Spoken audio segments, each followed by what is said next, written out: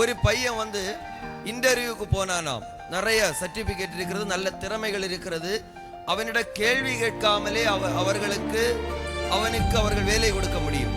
அப்போ இவனுக்கு தெரிந்த ஒரு இன்டர்வியூ எடுக்கிறவர் சொன்னாரு, உன்னுடைய சர்டிபிகேட் எல்லாம் இருக்கட்டு, உன்னுடைய அம்மா ஒரு விதவை தாய், நீ வீட்டுல போய் இன்று உன்னுடைய அம்மாவுடைய கையை பார்த்துட்டு நாளை அது எப்படி இருக்கிறது என்று வந்து சொன்ன பிறகுதான் நான் உனக்கு வேலை தருவேன் என்று.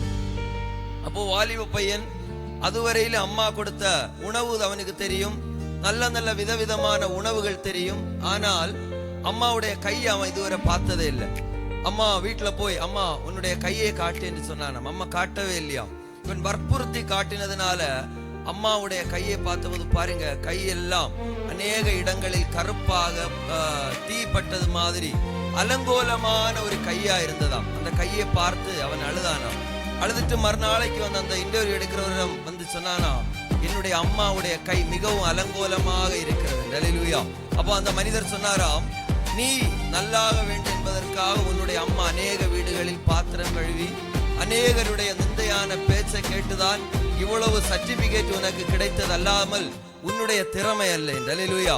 அதுபோலதான் பிரியமானவர்களை, நாமும் நம்முடைய திறமையோ கழிவோ அல்ல, என்றைக்கோ நாமும் இந்த உலகத்தை விட்டு போக வேண்டியவர்கள். ஆனாலும் ஒரு நாளை கூட, ஒரு வாய்ப்பை கூட கர்த்தர் உங்களுக்கு எனக்கு தந்திருக்கிறார்.